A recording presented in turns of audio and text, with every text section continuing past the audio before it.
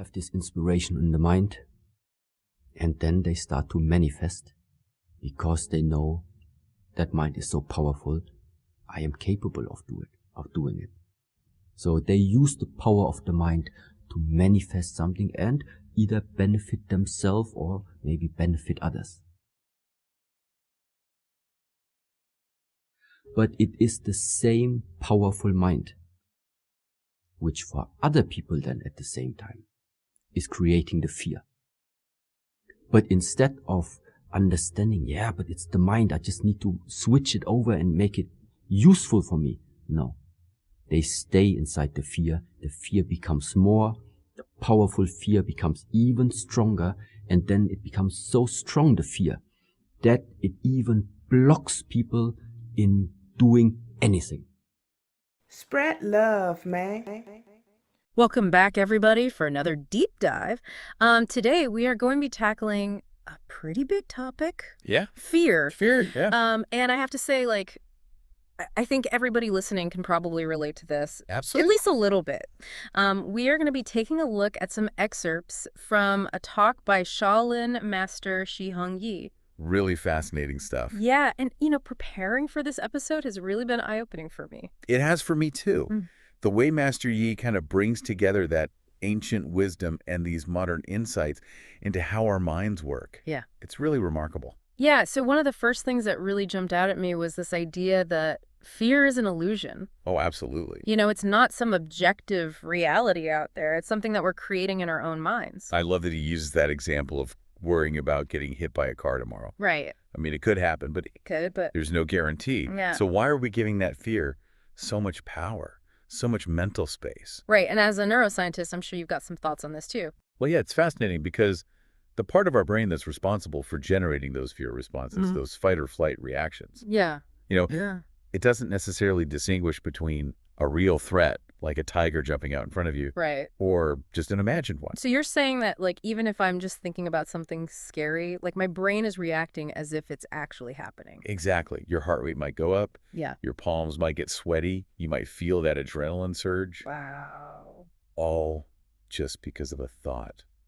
And that's where Master Yi's point about fear being a mind construct gets so interesting. Yeah. We can learn to recognize those thought patterns Yeah. and choose whether or not we buy into them. I see. So we have more control than we think. Absolutely. And it's not about suppressing fear or pretending it's not there. It's about understanding its origins. And this leads into another big point that Master Yi makes, right? Yeah. About the duality of the mind. Yes, such an important concept. He says, on the one hand, our minds can be our greatest enemy, conjuring up anxieties and fears and all these worst-case scenarios. Yeah, definitely been there. But he also says it can be our most powerful tool. So how do we make that shift? How do we go from being controlled by fear to controlling our minds? Well, that's where mindfulness comes in. It's about cultivating awareness of our thoughts and emotions. Being able to step back and observe those thoughts without judgment. That's easier said than done, though, right? It takes practice, but it's a skill that can be learned. Master Yi uses the analogy of training the mind like training the body in martial arts. So you're saying that there's a discipline involved. Exactly. It requires discipline, praxis, and a willingness to face that discomfort. So it's not about eliminating fear completely, but learning to work with it. Exactly. Think about a martial artist facing an opponent. Okay. They likely experience fear, but they've trained themselves to use that fear. As fuel. Yeah, not letting it paralyze them. And he actually says that even experienced martial artists still feel fear before a fight. Absolutely. It's not about becoming fearless. It's about becoming courageous in the face of fear. Right. And one of the key ways to cultivate that courage is by stepping outside our comfort zones. Okay, so pushing our boundaries a little bit. Exactly. He argues that every time we do something that scares us, we're proving to ourselves that we're stronger than our fears. I like that. So it's almost like a muscle. Exactly. The more we exercise our courage, the stronger it becomes. So the more we do it, the easier it gets. And this goes back to his point about fear being an illusion. Yeah. The more we confront our fears, the more we start to see that many of the things we were afraid of were never truly dangerous to begin with. It's like we build up these mental barriers based on anxiety and then end up trapped by them. Precisely. And that's what Master Yi warns us about. And I think you've got a quote for us. Yeah. He says the fearful part is one day you look back and say, you have wasted your lifetime. Wow, that's powerful. It's a powerful reminder that fear is a natural emotion, but it shouldn't be the thing that dictates our decisions. I think this is a good moment to pause for a second and really let that sink in for all of us. Yeah, absolutely. Because it's easy to hear these ideas and, intellectually we're like, yeah, that makes sense. Right. But it's another thing to actually apply them to our lives. Totally. So I guess the question for everyone listening right now is, what are we letting fear hold us back from? That's the big question, isn't it? What are we letting fear hold us back from? What dreams are we putting on hold because of it? What opportunities are we missing out on? And that's a great place to leave off for today. Yeah. And when we come back, we're going to talk about how to start breaking free from those limitations. Sounds good. Thanks for listening, everybody. We'll be right back after the break.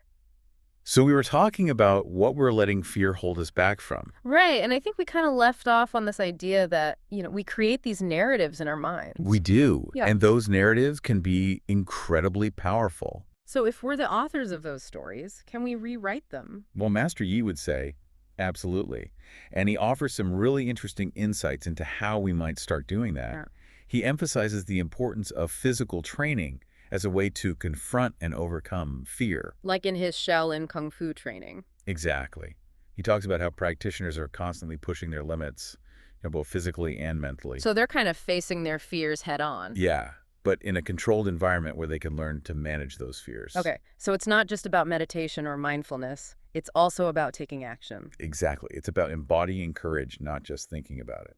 And I think he actually shares an anecdote about one of his first sparring sessions. Yeah, he talks about how terrified he was, but his master told him to focus on his breath, focus on his movements, stay present in the moment. Just be in the moment. And as he started moving, the fear started to dissipate. He kind of took action and the fear went away. Right. Action is often the antidote to fear. Yeah, it's like when you're hesitant to jump into a cold pool. Oh, I hate that. Right. It's like the longer you stand there thinking about it, the colder it seems. And then you just got to go for it. But once you take that plunge, you realize it's not as bad as you imagine. Exactly. And that initial discomfort often gives way to this feeling of exhilaration. Accomplishment. Yeah, you've overcome the challenge. You've expanded your comfort zone. I see. So applying this to, let's say, public speaking, Yeah. would Master Yi say just dive in and give the speech, even if you're terrified? He might, but I think there's a little more nuance to it than that. Yeah. He emphasizes the importance of training and preparation. So in the context of public speaking, what would that look like? Well, it could be practicing your speech, visualizing a successful outcome, maybe even seeking out some guidance from a mentor or a coach. So it's not just about blindly leaping into the unknown. No, it's about equipping ourselves with the tools and skills we need to navigate the challenge. And I think he talks about the importance of mindset too, right? Oh, absolutely.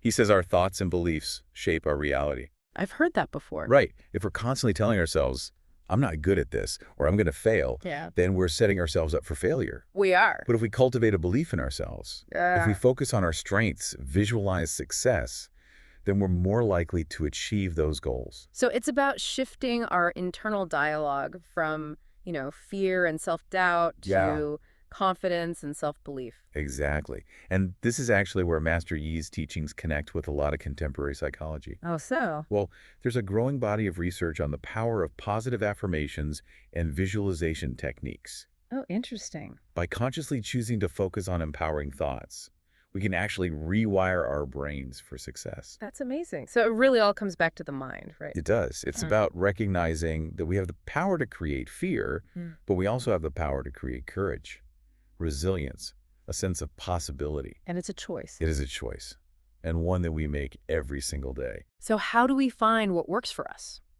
If there's no magic formula, how do we navigate this path of self-discovery and fear conquering? That's the million-dollar question, isn't it? Yeah. And while Master Yi doesn't give us a step-by-step guide, he does offer some valuable clues. So how do we find what works for us? If there's no magic formula, how do we navigate this path of self-discovery and fear conquering?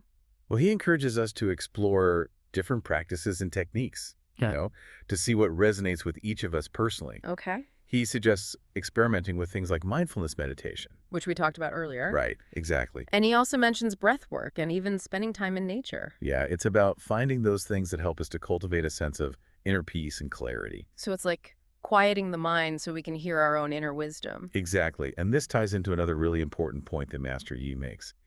He emphasizes the importance of connecting with our values and our purpose. Okay. When we have a clear sense of what truly matters to us, we're less likely to be swayed by fear. Our values become like our compass. Exactly. Yeah. Guiding us towards a life that is meaningful and fulfilling. It's almost like fear loses its power when we're grounded in our own sense of purpose. That's a great way to put it. Yeah. You know, fear often stems from a sense of uncertainty, a feeling of being lost or adrift. I can see that. But when we have a clear vision of where we're going and why it matters, fear becomes less of an obstacle and more of a signpost, Okay. indicating areas where we need to grow or step outside of our comfort zones. So it's not about eliminating fear altogether, but about transforming our relationship with it. Exactly. Yeah. You know, Master Yi actually suggests that fear can be a valuable teacher. A teacher. Yeah, guiding us towards greater self-awareness and personal growth. So how do we learn from fear? It's about learning to listen to the messages our fears are sending us, Okay. deciphering those underlying anxieties or insecurities, that are driving those fears, I see. and then addressing those root causes rather than just trying to suppress the symptoms. This reminds me of that quote from Master Yi that we talked about earlier. The fearful part is one day you look back and say, you have wasted your lifetime. Yeah, it's a powerful reminder that letting fear call the shots can lead to a life filled with regret. It is.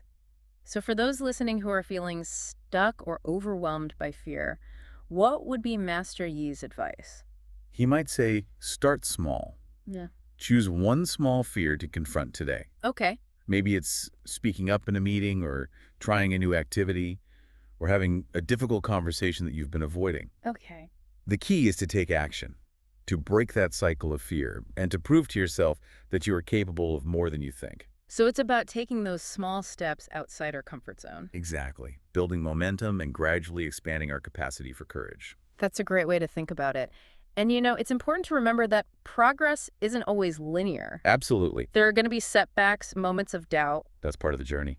but the important thing is to keep moving forward, keep learning and growing, and keep reminding ourselves that we have the power to create a life that is both meaningful and fearless. Well said. I think that's a beautiful way to wrap up this conversation. That's an inspiring message to end on, and I think it really captures the essence of Master Yi's teaching. Absolutely. He's not offering a quick fix or a magic formula, Right. but rather a path of self-discovery, a journey of transformation, and an invitation to embrace life fully, fears and all. I love that. Well, thank you for joining us on this deep dive into the world of fear and the transformative teachings of Master Shi Heng Yi. It's been a pleasure. We hope you've gained some valuable insights and maybe even a renewed sense of courage to face your own fears and unlock your full potential. To everyone listening, may you find peace and strength within yourselves. Until next time.